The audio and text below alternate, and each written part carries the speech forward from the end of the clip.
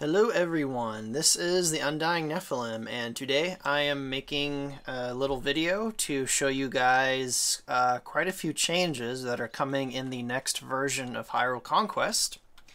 I have some pretty detailed articles on some of the stuff I'm going to show in this video on the ModDB page. In fact, I'm actually thinking I might just make articles for most of the updates in the future because they don't quite take as long to make as these videos, but I know people like to see this stuff in motion, so I don't know, I haven't decided yet, but I'll probably still do the videos. So that was a completely pointless tangent to start the video with. But anyway, so there's going to be a new version of Hyrule Conquest sometime in the next week or two, and it's not really going to add any new factions or anything exciting. It's mostly fixing some of the stuff that was broken by the new node system and repairing some of the factions that got kind of damaged, for lack of a better term, by the node system, which really was only one faction. But so in this video, I'll be talking mostly about the Kokiri, the Gohma, and the Fairies, because they are the three factions that have quite a few changes. All the other factions, they all have like little tiny tweaks and changes, but those three have the most. So I'm going to go ahead and show some of those new things in this video. And I will start with the Kokiri. So first off, you'll probably notice that there's now a Makar is one of the Kokiri heroes, and that should be a hint as to one of the bigger changes that's going on with the Kokiri, and that is that the Koroks are being added to their roster of units, and they'll be replacing all of the Mudmen.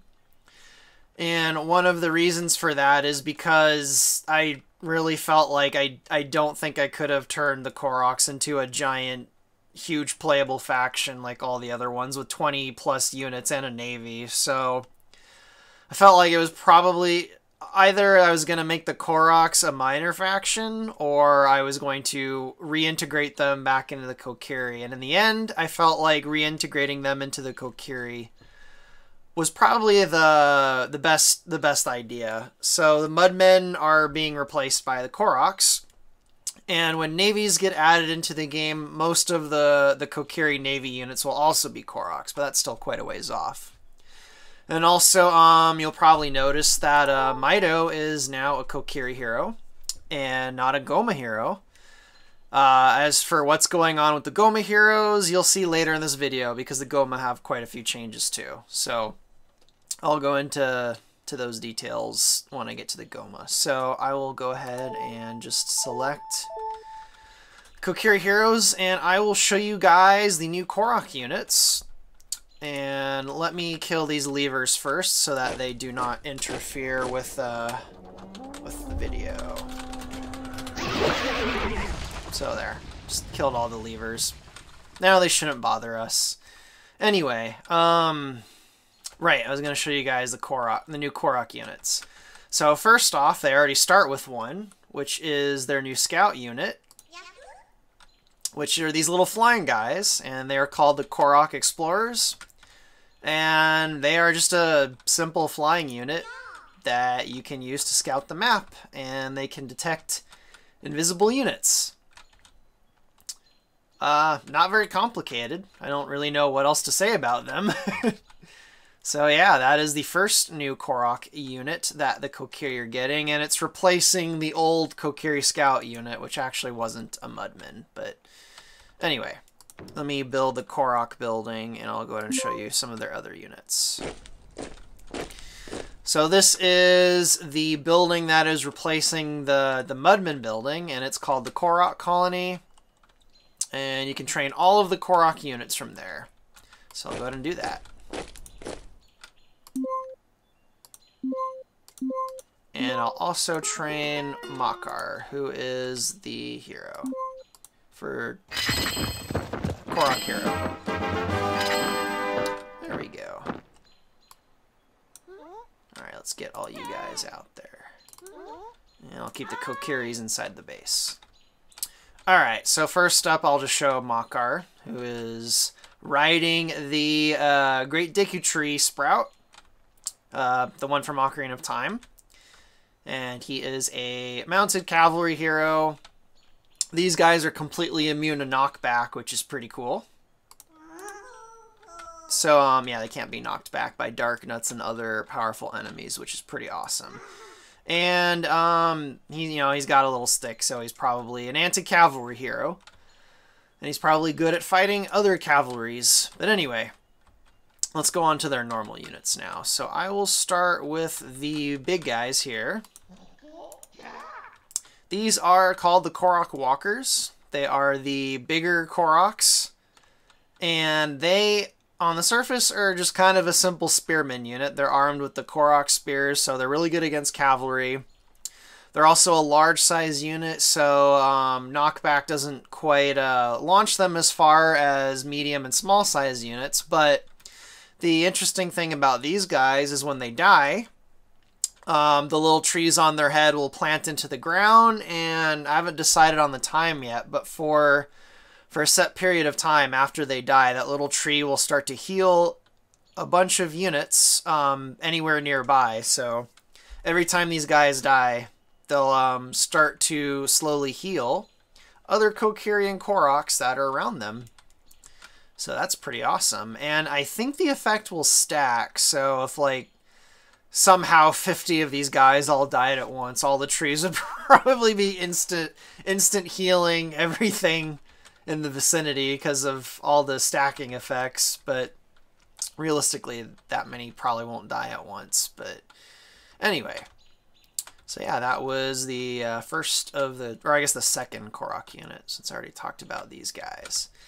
Next up is the Korok Leafers. These guys, which are these little Koroks that are carrying around these giant Deku leaves. And what they do is kind of the opposite of the bigger guys, is they fling these leaves, or they fan the leaves, I guess that's the way to say it, and they'll shoot out like gusts of wind that will knock back anything in front of them. So they are unusual in that they are a tiny, small-sized unit, but they actually deal knockback, which is pretty rare in this game. Most of the things that deal knockback are like really big creatures or large-sized units. So it's kind of interesting that they're such a small unit that can send other units flying around everywhere. So yeah, those are the Korok Leafers. And then next up are these guys, which are the Korok Mantlets, and they are just a direct replacement of the Mudman Mantlet, with no differences except they're carried around by two Koroks instead of two Mudmen. So I guess I don't really need to go into any details about that. The unit's basically the same as it was before they became Koroks. But anyway, the last Korok unit that the Kokiri are getting are Deku Sprouts, which are just the little Korok guys riding on Deku Sprouts, like Makar, just the non-hero version. They are immune to knockback, so they can't get flung around by enemies, and they got spears, so they are an anti-cavalry unit. They're good against other cavalry. Less so against infantry, but still pretty good unit. So yeah, that segment of the video is pretty short. I mean, they have quite a few units, but not nearly as many new things that the Gohma and the Fairies have. So I guess I will have an awkward edit and end this part of the video, and in a few seconds there'll just magically be a bunch of Gohma here. So I'll see you guys in a few seconds. Alrighty, welcome back from the awkward cut. And now we are going to talk about the Gohma, who have a lot more changes than the Kokiri. In particular, they've got a bunch of new heroes. A lot of their kind of background and history has been tweaked and redesigned, and Deox and I had been going over that for the last several months, and I won't go into too much lore detail. I'll save that for the cinematics and stuff when I get around to that. But I will go ahead and talk about their new heroes and some of their new units. and the visual overhaul. So yeah, the Gohma no longer have Mido and Agatha as two of their heroes.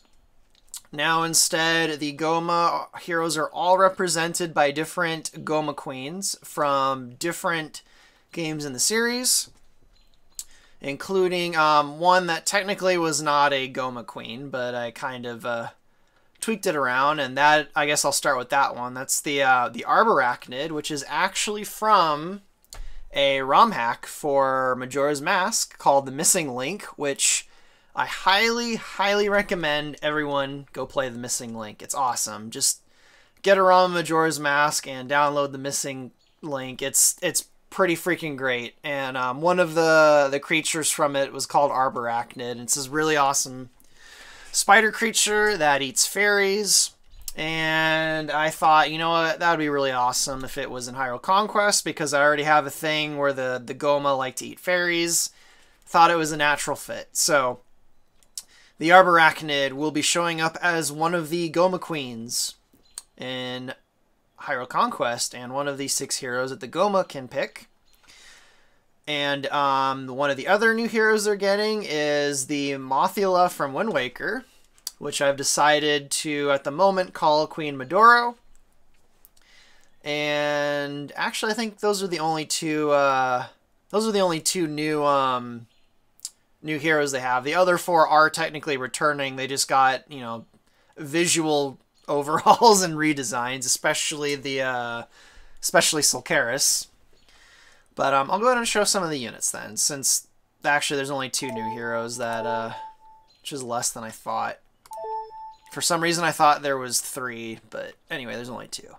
So, okay, the first thing you'll probably notice, which this technically is in the current release of Hyrule Conquest, so you might have already seen this, but all of the Gohma buildings have been completely redesigned. I really, really wanted to push the kind of rotting tree, swampy aesthetic, since they're from the Misery Mire. And I just felt like their old buildings didn't really capture that really well. The old buildings felt more I mean, their older buildings were a lot more organic and felt more like living creatures, but I really, really want to push the whole rotting evil tree kind of thing that they're going for, because, you know, they're from the Misery Mire, and I think their buildings will look really cool in the Misery Mire too, with all the eerie like green ooze that's everywhere in the water. But I haven't made the Misery Mire map, so that'll have to wait for another time. But anyway, they have quite a few new units.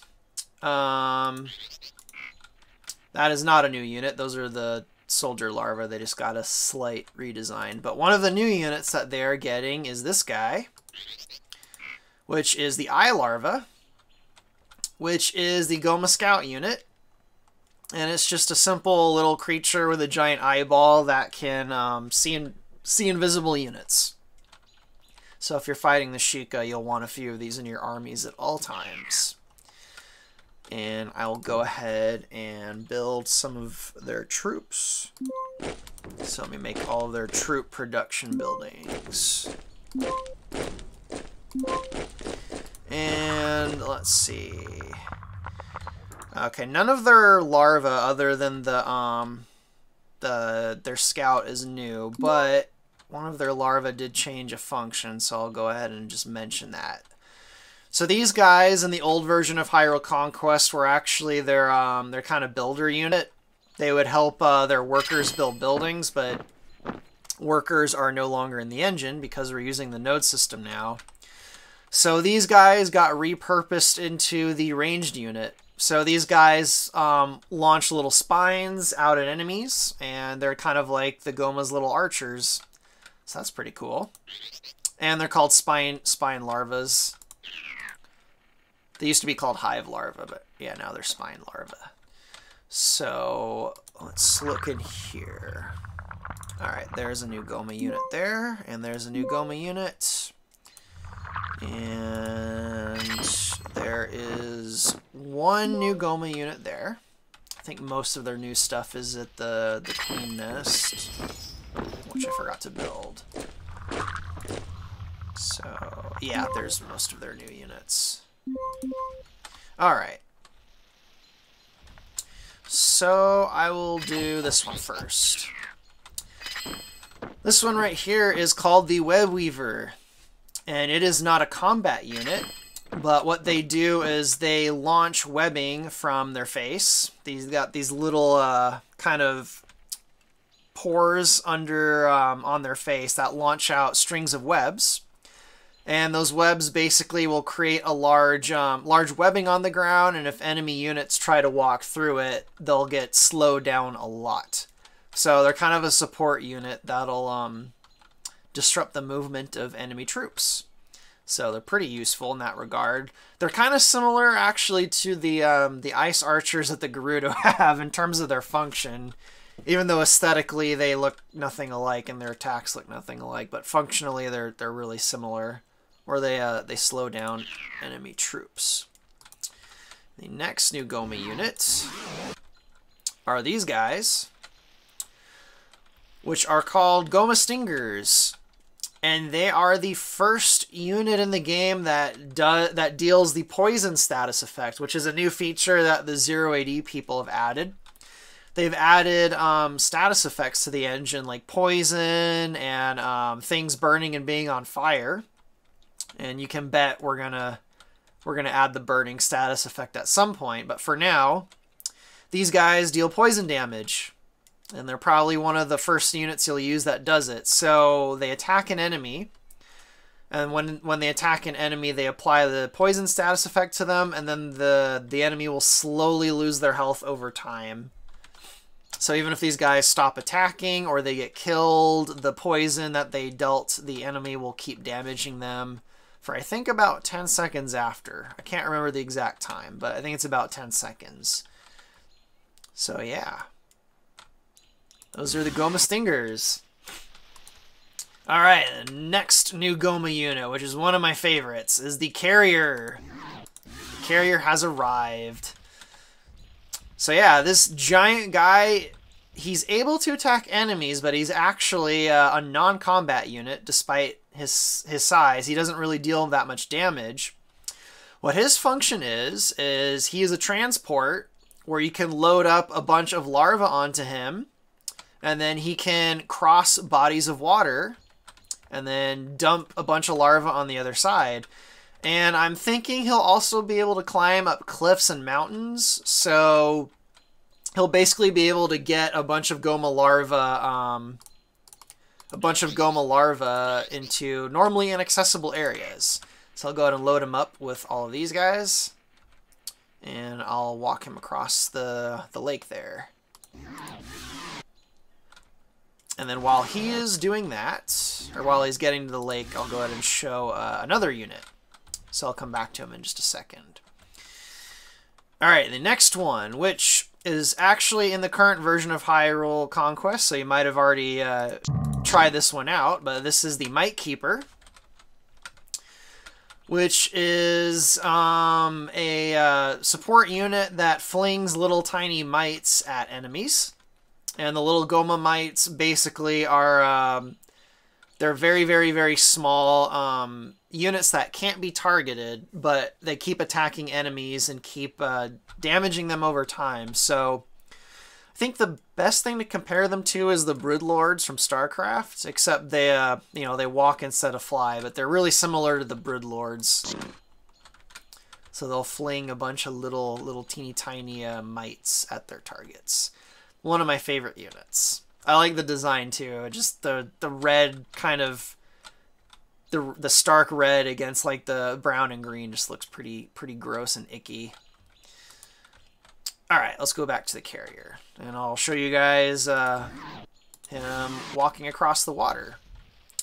So they got this little spout on the top that they use to breathe when they cross bodies of water so they don't drown, which is pretty awesome.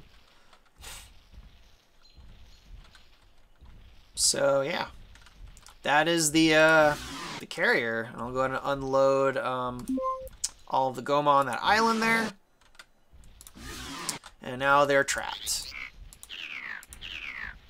Poor larva. They're stuck on the little island. That sucks for them.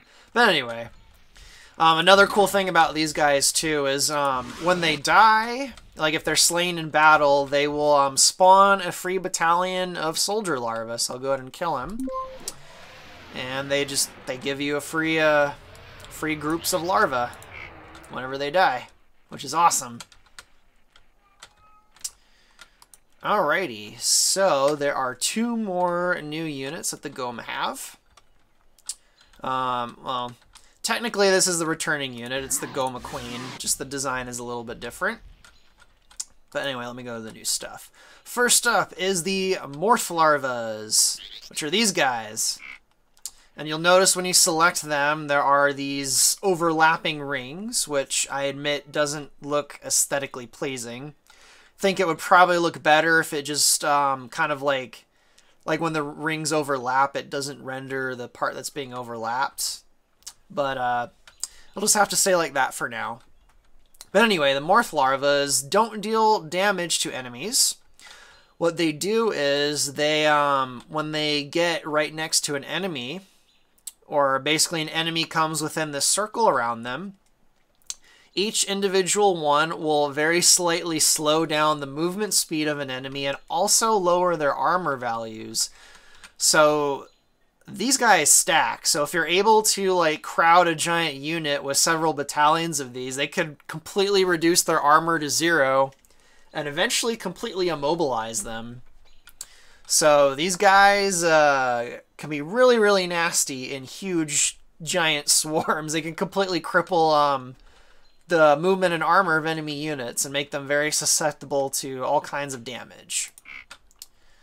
They're very, very weak though, so most enemies can just kill these guys with 1 or 2 hits. So you'll want really huge swarms of them if you want to be effective. And obviously splash damage will probably nuke entire squads of these guys pretty quickly. So yeah. The last new Gohma unit is the Mothula. Also from Wind Waker, the version that doesn't have any wings. And they are a ranged support unit. And what they do is they launch little individual morphs at enemies, which do the same thing that these guys do, where they lower the speed and the armor values of enemies. However, the projectile that these guys fire do a little bit of damage, so they can directly damage enemies, but these guys are, their purpose is basically to just keep spawning tons of these guys. So if you have a few swarms of the Morph Larvas and then a few battalions of these guys, you could just spawn absurdly large batches of these and just completely debuff an enemy army, which is pretty awesome. So that's it for their new units, but I'll go ahead and show the 2 new heroes really quick before I go on to the fairies. So there is the Mothula Queen, or Queen Medoro, who is a flying Gohma hero, and she's really good at scouting. She's a tier 1 hero, so she's much easier to bring out early in the game, and you can kind of use her as an extra scout, which is awesome. And then the other one is the Arborachnid from A Missing Link, which is this awesome thing. And basically it'll have a melee attack, but the 3 eyes on it eventually will be able to fire 3 independent projectiles, which will be really cool. And then when abilities are added, we'll do some fairy thing with the little cage, but hero abilities are still quite a ways off, so I'll worry about that another time. But yeah, that's the new Gohma stuff. I'll go ahead and take a gander at their structures really quick before I move on to the fairies. I really like the queen's nest there with the eggs and everything. And then I like the kind of man defenses on their buildings are these little tiny, spine larvae. They'll attack enemies with projectiles from up on top of the building, which I think looks really cool. And I love all the webbing over everything too. I really like this aesthetic for the Gohma Buildings. I think it suits them really, really well. But yeah, that's the Gohma. So I'm going to have another awkward cut in the video, and in a few seconds I'll start talking about the fairies, who have, I think, even more changes than the Gohma. Alrighty, welcome back to the third part of the video, where I will be showing a bunch of new fairy stuff. So, just like the Kokiri and the Gohma, the fairies have new heroes. They only have 2 new heroes, though, not, for some reason, I was thinking the Gohma and the fairies had more than 2 new heroes, but they only have 2. And, as you'll probably notice, Navi is one of the new heroes, and she really should have been all along. There was a reason I was keeping her from being one of the fairy heroes, and it was partially related to the fact that I wanted her to be tied to the tutorial of Hyrule Conquest, where she teaches you how to play, but, you know, what the heck, she could be the tutorial hero and also a fairy hero. I guess it's not that big of a deal. So I went ahead and made Navi one of the fairy heroes.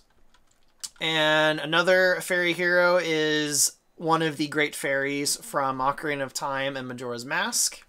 I won't go into tons of detail about her, but yeah, she's one of the new heroes. So I'll go ahead and select, yeah, those have the new units. So I'll select those 3. Alright, so the node system completely broke the way the fairies worked in the old version of Hyrule Conquest. So if you remember, in the old version of Hyrule Conquest, the fairies could cycle through the 4 different seasons in a linear way. So they start in spring, and they move to summer, and then autumn and winter. And in each of those seasons, all of their buildings and units would transform, and they would change their abilities and stats and stuff depending on what the current season was. So it was like a global thing where everything is spring, or everything is summer, everything is winter. I kind of thought it was a cool system, but over the last 2 or 3 years, people kind of said it was a little convoluted. It was a little bit slow and sluggish to change the seasons. You couldn't change from, like, you were stuck in a linear order. Like, you couldn't go from, like, spring to autumn, or, like, autumn back to spring. It was, you had to go from spring to summer to autumn and winter in that order and cycle through them. Because of the way 0AD replaces units and stuff, I couldn't make it so it goes in every order. And then when we added in the new node system, it just completely broke that, and it doesn't even work. Because of the way the nodes work, the buildings can't transform anymore. So basically I had to go back to the drawing board and think of a way to salvage the idea of the seasons and make it work with the node system. So the idea I kind of settled on is they have a non-linear tech tree. And to kind of explain what that is, most of the factions in the game have a linear tech tree. You know, they start at, like in Age of Empires, they start in like a dark age, and then they advance. In Hyrule Conquest, it's the village phase, the town phase, and the city phase. And almost every faction in the game progresses through that in a linear fashion, and each time you reach a new phase, you unlock a bunch of new units, buildings, and technologies. Now the fairies, they have something like that, except it is completely non-linear, so you can research it in different orders for different combinations and for different build orders. So if you click on their starting building, you'll have an option to pick which season you want first. And for this demonstration, I'll just pick spring first. But you can pick any of them, and each season gives you a few starting unit options for different strategies depending on who you're fighting against or what you're planning on doing. But we'll go ahead and do spring.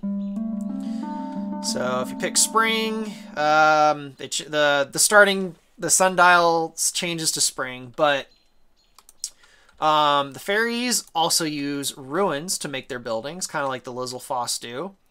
So you'll want to immediately start making your first base. And yeah. Each node you capture, you can put one base on it, and you can pick what season you want the base to be. So you can, once you've researched all 4 of the different seasons, you can make all 4 of the different seasons on your various nodes, which, or I guess ruins, not nodes, because the fairies don't build their bases on nodes in the same way that the other factions do. So I'll go ahead and capture some ruins soon. Let me research all the other seasons. And I'll go ahead and make their buildings. And go ahead and train some of their units. Alright, so let me train these new units. Wow, the frame rate decided to completely crash there. I think OBS is freaking out, but looks like it stabilized. Alrighty, so I guess we'll look at their new spring stuff first, and then we'll go to the other seasons. Hi. Although this new unit here is not a spring unit. It's actually a unit you can make in all 4 of the seasons, so I guess I'll start with this one. And this is the Small Maku Tree. They are a non-combat unit, and what they do is they increase the health regeneration rate of all the fairies around them. So they're kind of like healers, except they're more passive and they heal over a kind of a broad area instead of like 1 unit at a time, like the Zora healers.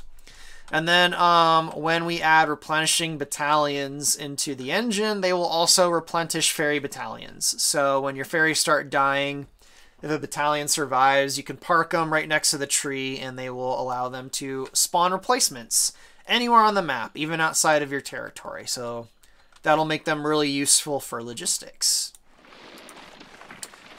So yeah, that is the Small Maku Tree, which I think is really creepy with all the freaking roots that it's using to walk around. Alrighty.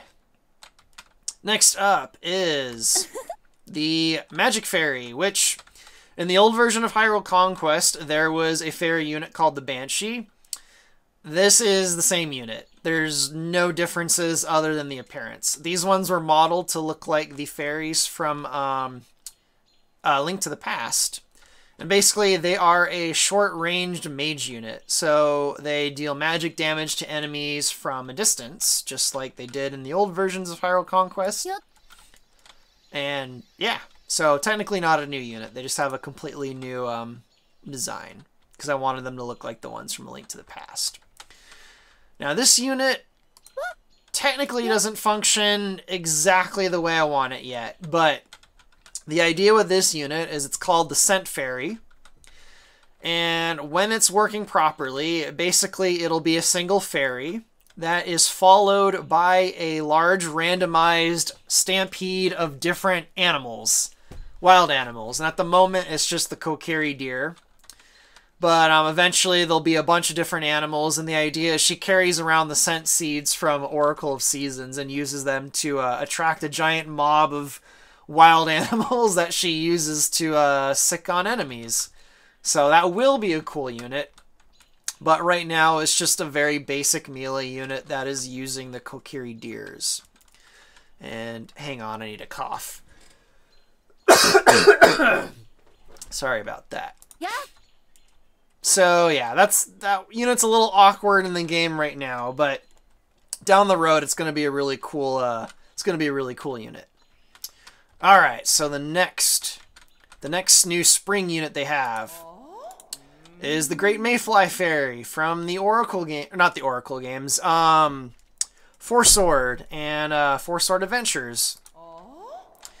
And what the Mayfly Fairy does is, instead of dealing damage to enemies, is she constantly spawns swarms of little Mayfly fairies that kind of like the Gohma unit I showed earlier in the video, or like the Brid Lords from StarCraft. She spawns a bunch of little tiny guys that keep attacking enemies. Except in her case, they have a limited lifespan. They die pretty fast, so you'll want quite a few of these if you want to really be able to summon huge swarms of the little Mayfly fairies. But yeah, that's the the Great Mayfly Fairy from the Four Sword games. And then this unit here is actually one of the hero units for the Spring Fairy hero, and it is Great Fairy swords that, like the Gale Boomerang, they're just animated weapons that float around and hack at enemies. So they're like the Gale Boomerang in that it's very hard for an enemy to actually deal damage to them because they're so hard to hit. But other than that, they basically function just like the infantry of any other faction. They're just like a sword unit where they deal hack damage. So their main advantage is that they're really hard to, it's really hard to hit them because there's not really a body you can target. So yeah, those are the Great Fairy swords. Now, let's go ahead and make a summer base, and I don't feel like going out and capturing more ruins, so I'm just going to destroy this base and just replace it with the summer one. So let me recapture those ruins and make the summer base on the ruins of the spring base, which those ruins will go away eventually. But anyway, let me remake the fairy fountains. And I'll go ahead and show their new summer units.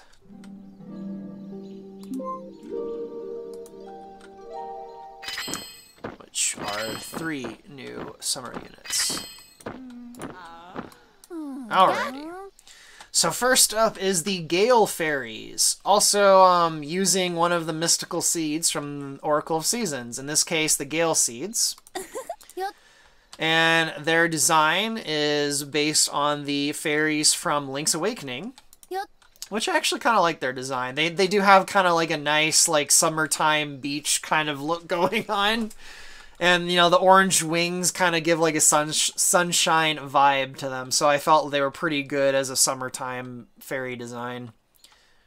So yeah. The Gale Fairies, they're actually pretty similar to the Gerudo Wind Witches in that they summon little tornadoes.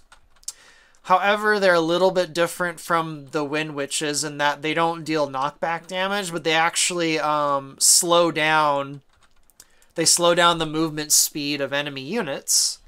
And the more of them you have, they're little tornado things, the effect will stack on enemies. So if you have like a just say you have like, you know, 20 to 50 of these fairies out at once and there's just tons of tornadoes, their entire army's probably going to be immobilized. So that's pretty cool, but they don't actually deal any damage. So they're a non-combat unit. They're actually in that regard, they're actually more similar to the Gerudo Ice Archer and the Gohma Webweaver that I showed earlier in the video, where they slow down the movement speed of enemies so that the rest of your army can more easily deal with enemies. So yeah, that is the Gale Fairies that use the Gale Seeds from Oracle of Seasons. Yeah. Alrighty, the next unit of theirs is also from Oracle of Seasons, and it is the Blast Bloom Flowers, which are these cool little sunflowers that are animated by these little fairies that hover over them. And if you play the Oracle games, you might remember what was unique about these things. And if you've never played the Oracle games, what these guys do is if anything came near them, specifically the player, they would gobble Link up and then launch him, you know, quite a distance into the air. And you could use the flowers to like get up to hard to reach locations. So what these guys do is they go up to an enemy and they just launch an enemy really far away. So they deal a bunch of knockback to an enemy.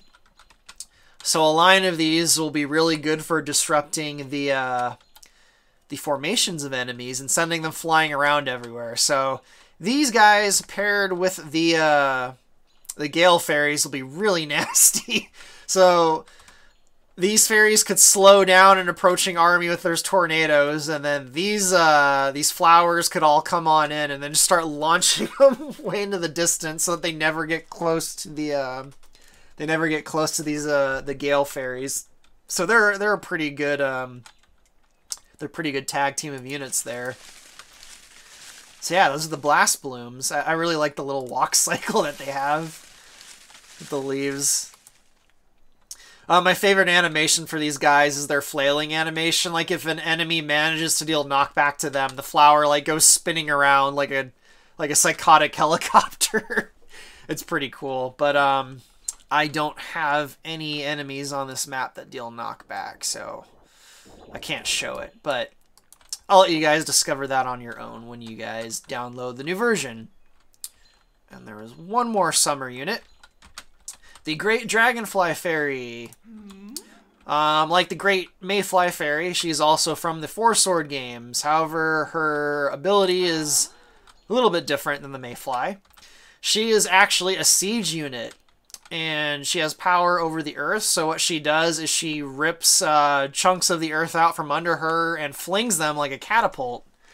So she is one of the fairies. I think she's the only dedicated siege unit that they have. So if you want to nuke an enemy base, you're definitely going to want a few of the Great Mayfly Fairies in your army, because they can siege the enemy base like catapults.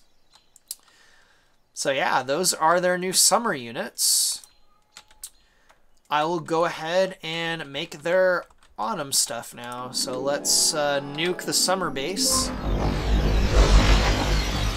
And then recapture it, and I will make an autumn base. Which, you know, the debris is kind of ruining it, but I think the autumn fairy bases are my favorite. I really like the orange and red and yellow aesthetic. It looks really nice. But let me show you their autumn units, which are probably some of my favorite new fairy units. So I'll go ahead and train those two. And those two. Alrighty. So we'll start with the small ones. First up is the Pegasus Fairy, which uses the Pegasus seeds from Oracle Seasons. And her model is based on the design of the little Wind Waker fairies, which I also think is kind of a cute design. But anyway, in the next version of Hyrule Conquest, you'll notice she's got this big ring around her. And if you look carefully, I'm not sure if it'll be easy to see on YouTube, but if you look carefully above all the units in the ring, they've got the little Pegasus boot above them. And basically what she does is she makes all the units move a lot faster than they would otherwise. But when we have attachments added to the engine, she's actually going to end up functioning a little differently. And basically how she'll function at that point is, instead of having this big ring around her where she passively makes everything fast, you'll have to manually attach her to a battalion of units, and she'll just make that one battalion go super fast, like really, really fast. I don't know how else to explain it. She'll make the battalion that she's attached to move at absurd speeds. But that's still quite a ways off into the future, because EXO hasn't added that feature into the engine yet. So for the next version, she'll just passively boost the speed of everyone around her. Yep. And that is the Pegasus Fairy. Next up is the Puff Stool, which is from Minish Cap, I believe. And I was actually legitimately surprised that in the entire Zelda series of, I think, what, 20 games now, there are only 2 fungus enemies in all the games, which is absolutely insane. I can't believe that there's only 2 mushroom or fungus enemies, unless you want to count the Goombas from Link's Awakening. But yeah, the Puff Stools and one of the other fairy units, those are the only 2 mushroom creatures in the entire Zelda series, which absolutely breaks my brain. Like, I can't believe there's not more fungus enemies in Zelda games. It's kind of a crime, but when I get to the Tweedly stuff, I'm going to add a ton of fungus creatures to the Zelda series, but the Tweedly stuff's really far off. So let's focus on the fairies for now. The Puffstools. They're a pretty simple unit. They're actually a little bit similar to the Gomu Stingers in that their specialty is that they apply the poison status effect to enemies. However, unlike the Gomu Stingers, they don't attack an enemy and apply it to a single enemy. They, in fact, are a non-combat unit. They can't actually damage enemies directly, but anything around them, anything that stays around them for more than a few seconds gets the poison status effect. So if you send a bunch of these guys in ahead of your army so that the enemy army focuses on attacking them, their whole army is going to get poisoned by the time they get through these guys and get to your army. And when abilities are added into the engine, much like in Minish Cap, they'll be able to temporarily become invulnerable. So I can already imagine how useful that'll be to have a big line of these guys walk up to an enemy army that's approaching and kind of start aggroing them and, you know, getting them to attack these guys and then triggering their invulnerability. So you have a bunch of, you know, a bunch of the enemy units futilely hacking these guys as they're getting poisoned every few seconds by them. So yeah, these guys will be really cool once abilities are added into the engine. But even now, even though the invulnerability thing isn't there, they're still pretty cool because they can poison multiple enemies at once. So yeah, those are the puff stools. One of only two fungus creatures in the entire Zelda series, unless you're gonna count Goombas. So I guess I'll go ahead and talk about the other fungus, which is actually one of the hero units, and those are the, I believe they're called Zyros, but it might be pronounced Zyro, Zero or Zyro, one or the other. But they're those flying mushroom creatures from A Link to the Past and Link's Awakening, and they are a flying siege unit. So I guess I was kind of wrong earlier when I said the Dragonfly Fairy was their only siege unit. They do have a second siege unit depending on what hero you pick, and that is the Zyros, or Zyros, however you want to pronounce it. And they're a flying siege unit. They drop little spores onto enemy buildings that go boom. And I'm thinking those spores also can poison enemy units, but I haven't decided yet. I think that might detract from the utility of the puff stools if these guys can just fly and poison enemies with their spore bomb. So they might just be a pure siege unit. But yeah, they're a flying siege unit. They're a flying siege unit. And I think they're the only flying siege unit in the game so far. So yeah, those are the Zyros or Zyros. And the last autumn unit is the Great Butterfly Fairy. Also from the Four Sword games like the Mayfly and the Dragonfly one. So the Great Butterfly Fairy is a non-combat unit. And basically she is a very durable and expensive medic. She very, very rapidly heals single units at a time. So kind of like the Zora Healer, but much better in that she heals units very quickly. But she's pretty expensive, but she's also really durable too, so she can soak up quite a bit of damage. So that's awesome. So yeah, that's the Great Butterfly Fairy. And now we got through those 3 seasons, so let's go ahead and nuke the Autumn Fairy base and make a winter one. And I'll show you guys their winter units. Right. So let's go ahead and make their 2 fairy fountains and train their winter stuff.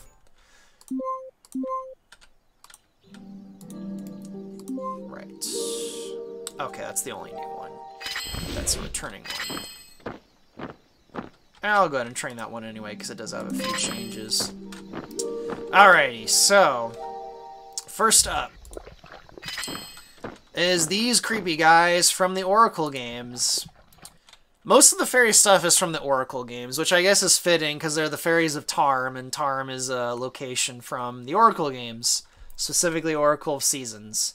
And the fairies are based around the season theme, so I think it's appropriate a lot of their stuff comes from the Oracle games. But these guys are from Oracle of Seasons.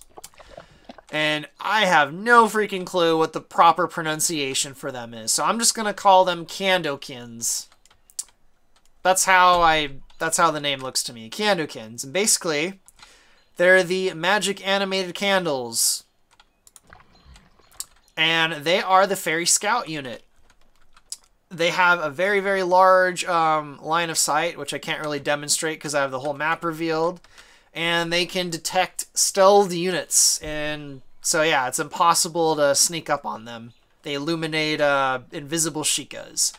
And a cool thing about these units, actually two cool things. In the engine right now, when you kill them, they self-destruct and light everything around them on fire, which is awesome. They're a non-combat unit, so they can't attack enemy units. However, you can send them into a mob of enemies and manually self-destruct them if you want, and light a bunch of enemies on fire, which is really cool. So that is awesome, but another cool feature of this unit that's not in the engine yet, but when we add day and nighttime cycles like in Warcraft 3, their line of sight is not going to be reduced by nighttime, so they'll have the same vision range even at night, which is really handy because most factions don't have units that'll have their line of sight still be the same size at nighttime. But that's a pretty far off feature, so I don't want to get ahead of myself. So for now, they're just a scout unit that can see invisible units and then self-destruct and burn everything around them when they get attacked by an enemy. So one of my favorite scouts, actually. They do move pretty slow, though. That's kind of their drawback, is they're actually pretty slow moving for a scout unit. They're not the slowest scout in the game, though. I think the Deku Scrubs have the slowest scout at the moment. But the Deku Scout can fly, so... Anyway, that's the Candlekin. I think that's how it's pronounced. I don't know. Alright. Next up is the Ember Fairies, who use the Ember Seeds from Oracle of Seasons. Hi.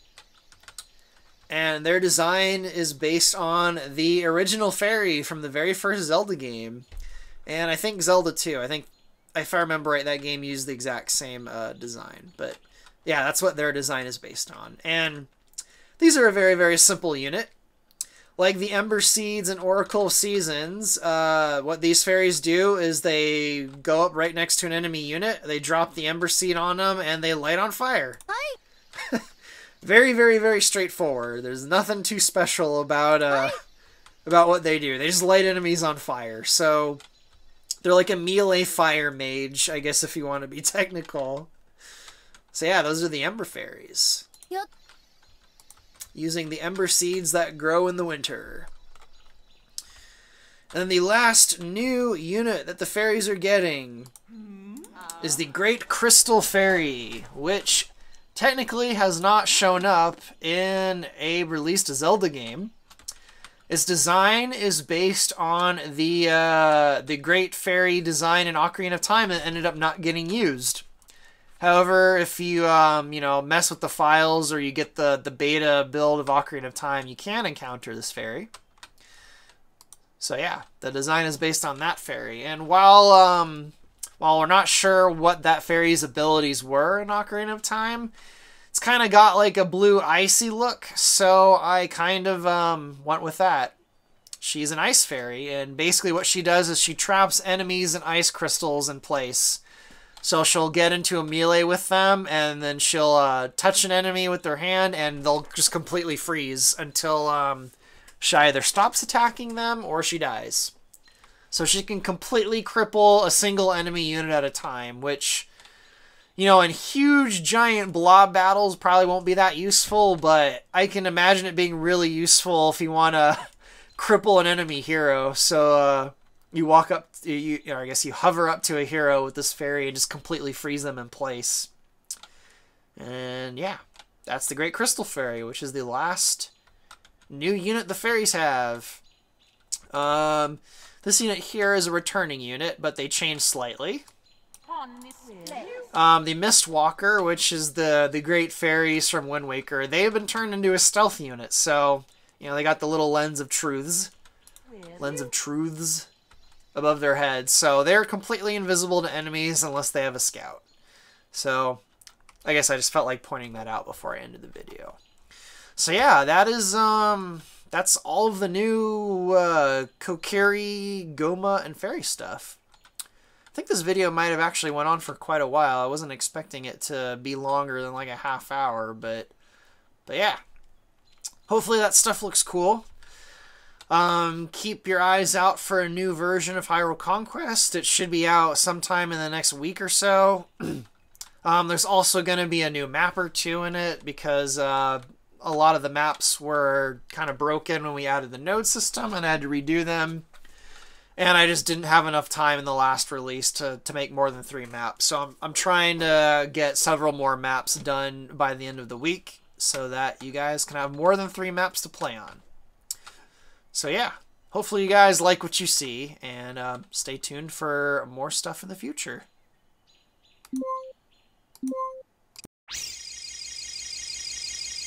Hey, listen!